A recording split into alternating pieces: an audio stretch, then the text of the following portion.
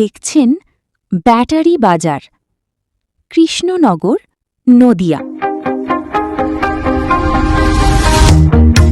Welcome to Battery Bazaar. Gets in Bay. Get the complete Lucent battery solar. Visit us in Krishnanagar or call us today. Welcome to Battery Bazaar.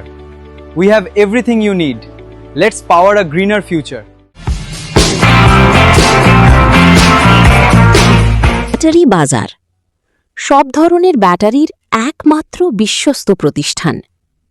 আমাদের ঠিকানা হল হাতারপাড়া, কৃষ্ণনগর, নদিয়া। এখনকার মতো বিরতি শেষ, ফিরছি খবরে। আপনারা দেখছেন সময় অন কৃষ্ণনগর ফেসবুক লাইভ, সবার পাশে সব সময়। ধন্যবাদ। এমনকি আমাদের কল্লোল খাঁ মহাশয়ের কাছে একটা দরখাস্ত লিখে পাঠানো হয়েছিল, কোনো রেসপন্স পাইনি। আজকে দীর্ঘদিন ধরে এইগুলো করছে ওরা। তারপরে কিছু আদিবাসী মহিলা আছে আমাদের ওইখানে, তাদের উপরে খুব অত্যাচার করে। এমনকি কিছুদিন আগেও সেই আদিবাসী মহিলাদের বাড়ির মধ্যে কিছু বম পিস্তল রেখে মানুষকে হুমকি দেখাচ্ছে। কারা করছে এটা? শাহজাহান শেখ, তারপরে অনেকে আছে, 10 জন এরা। কোনো রাজনৈতিক দলের সঙ্গে যুক্ত ছিল, এখনো আছে। তারা টিএমসি পার্টি করে, দীর্ঘদিন ধরে করে আসছে। তারা অনেক কিছু করেছে।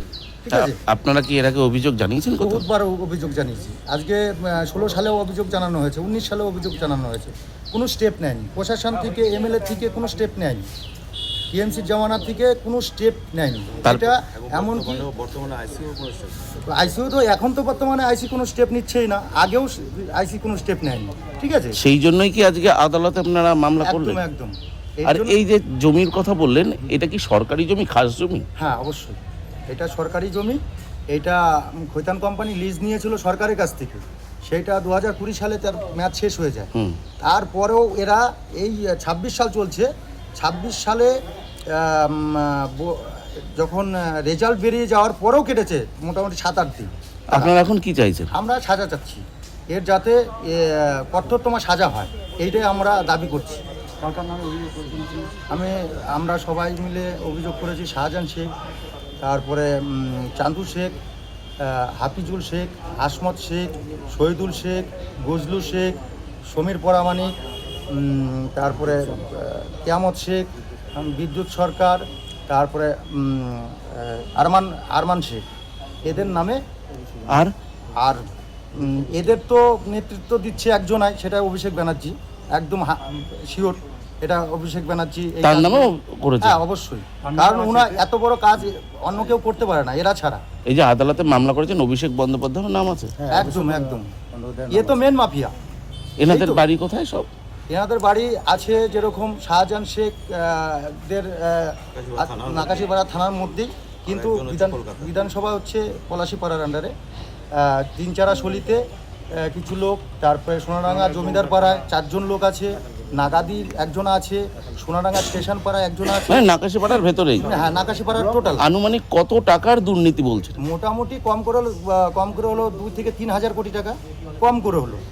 সেটা আনুমানিক একটা হিসাব করছে, 2 থেকে 3 হাজার কোটি টাকা শেষ করেছে সরকারি সয় সম্পত্তি।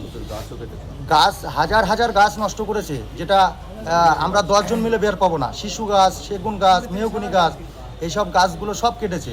বেআইনিভাবে কেটেছে? হ্যাঁ, বেআইনিভাবে, কোনো লিগালিভাবে গাছ কাটেনি।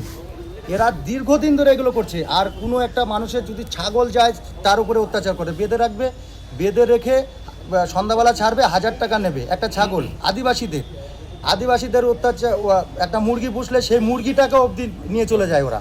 কেউ শান্তিতে বসবাস করতে পারে না। কিন্তু এরা ভয়ের মাধ্যমে আছে, এরা এখনও ভয় দেখাচ্ছে তারা। কিন্তু সরকার কিভাবে স্টেপ নেবে আমি বুঝতে পারছি না। দীর্ঘদিন আজকে এই ঘটনাটা ঘটে গেল, অনেক দিন ধরে আমরা একভাবে অভিযোগ কোথায় না দিইনি, কোনো স্টেপ হচ্ছে না। সেজন্য আমরা বাধ্যতামূলক হয়ে আমরা আজকে কোর্টে এসে অভিযোগটা জানিয়েছি লিখিতভাবে। আপনার নাম?